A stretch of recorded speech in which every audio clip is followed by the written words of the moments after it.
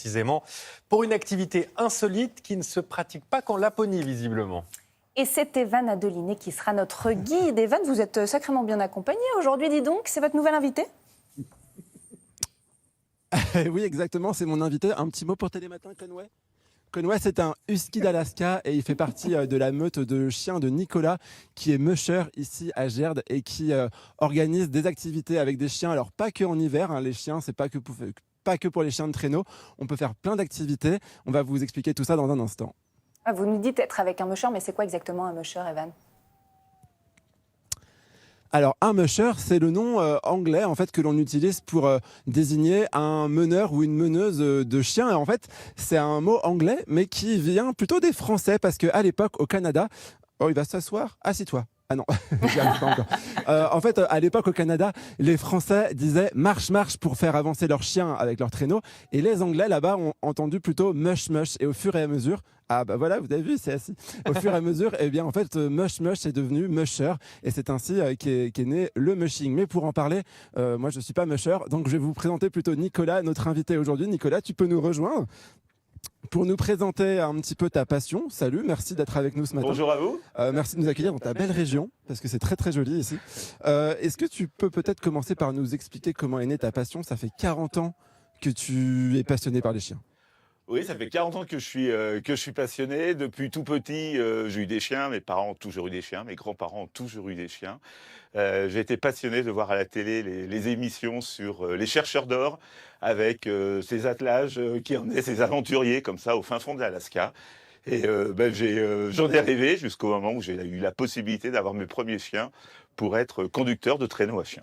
Et du coup, tu as choisi cette race, le husky d'Alaska. C'est pas forcément l'image qu'on a du chien de traîneau tout blanc sous la neige. Qu'est-ce qu'elle a de particulière, cette race ? Alors c'est vrai que c'est pas forcément le chien de carte postale comme... Conway vient parce qu'il est en train de se coller au caméraman. C'est bien, mon gros. Effectivement, le husky d'Alaska, alors ce n'est pas une race, hein, c'est une lignée de travail. Ce sont des chiens qui sont adaptés, qui ont été sélectionnés depuis qu'ils ont été créés pour en faire un chien d'exception d'attelage. Et je suis toujours passionné par ces chiens-là. On Voilà. sent vraiment qu'il y a une complicité. Hein. Tes chiens, c'est vraiment, c'est comme des enfants. Les chiens, c'est comme des enfants. Conway, reviens. Bon, et ça manque d'un chien sur les plateaux de Télématin. Vous Mais trouvez pas, continuez à Lucie ? le caresser, comme ça il se calme quand vous lui prêtez de l'attention. Les chiens, c'est une grande famille. Je veux bien Je une vous ai petite... pas entendu, mais c'est pas grave. C'est pas grave, non, je veux bien une petite mascotte comme celle-là par contre.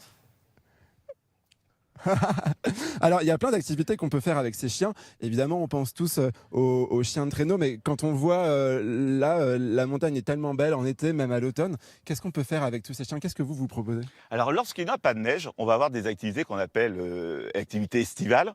On va pouvoir faire du canicart.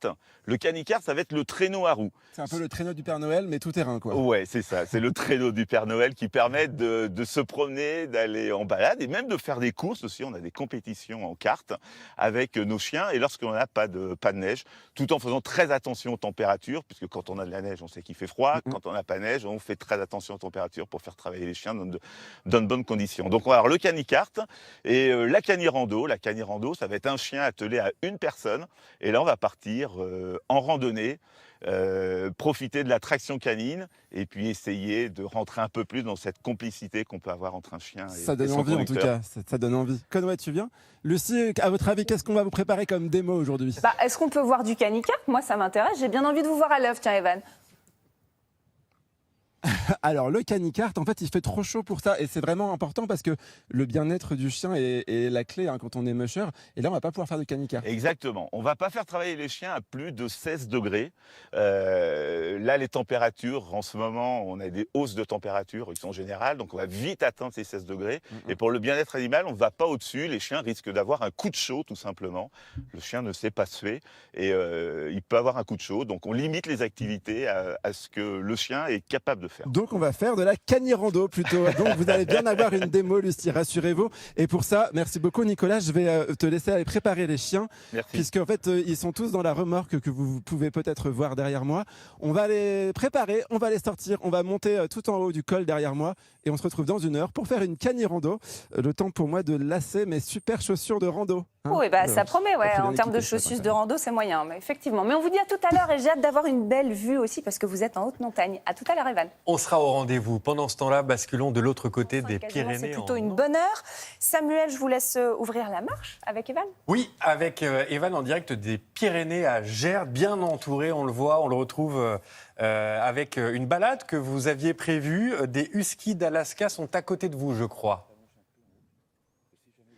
Oui, je m'apprête à faire ma toute première canirando dans les Pyrénées parce que j'en ai déjà fait dans la Sarthe il y a quelques années, mais le paysage ressemblait pas vraiment à ça. C'était beau hein, quand même. On voit le pic du Midi, on le devine en tout cas derrière vous, non? Alors derrière moi, c'est pas le pic du Midi. C'est pas là, c'est dans l'autre quoi sens. derrière moi d'ailleurs, La Nicolas? vallée des Baronnies. C'est la vallée. Ok, et le pic du Midi, il est en face. Et justement, on va s'y diriger tout doucement pour cette canirando. Mais juste avant, Nicolas, il faut dire qu'il y a quelques années, tu vivais du côté de Nantes et tu as fait le choix de venir de vivre dans les Pyrénées. Est-ce que c'est pour ce genre de paysage?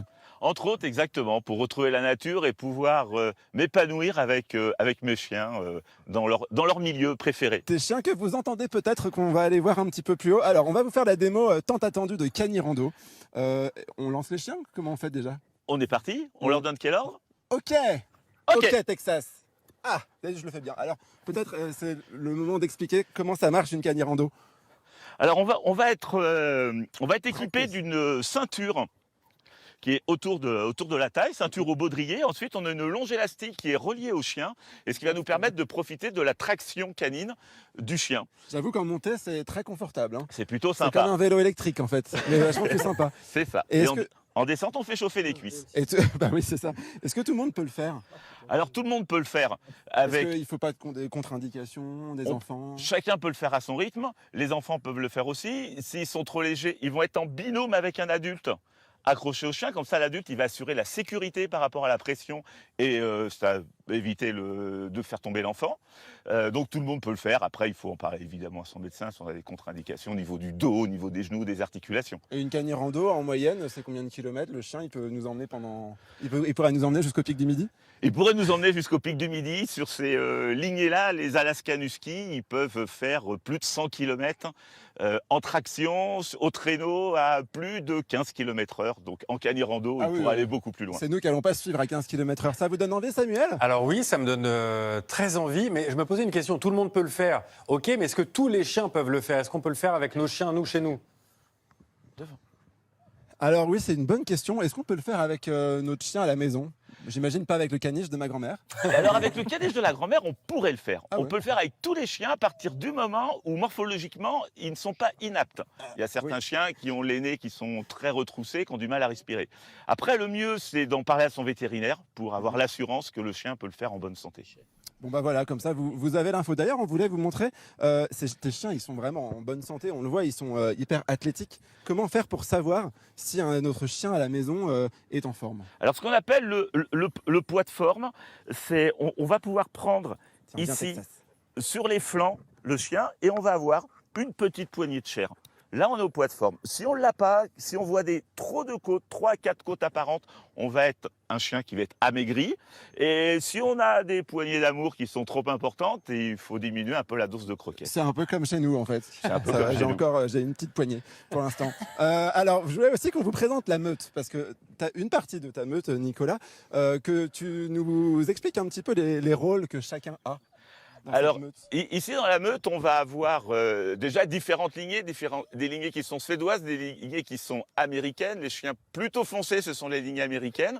Et Moon, qui là, on est voit la juste chef de devant, meute. c'est effectivement la chef de meute. Elle est à côté de sa fille, Gotham. À côté, on va avoir Cherokee, la petite leader, qui va être devant l'attelage, comme Max ici. On va- Il y a Mustang qui a voulu faire un gros câlin. au Oui, caméraman. un gros caméraman au caméraman. Bon, il faut aussi expliquer qu'être musher, c'est des contraintes toute l'année. C'est des contraintes que tu vis très bien, avec passion. Mais il y a quand même, voilà, ça vient avec son lot de choses à faire toute l'année. Exact, c'est une passion qui occupe 365 jours par an, qu'il pleuve, qu'il vente, qu'il fasse beau. Il faut nourrir les chiens, il faut s'en occuper toute l'année. On ne peut pas les laisser toujours au chenil. Il faut passer du temps avec eux pour avoir leur amour et leur donner surtout beaucoup d'amour. Bon, il est C'est encore chouette. loin ce pic du midi, je le vois pas bien, il y a de la brume là.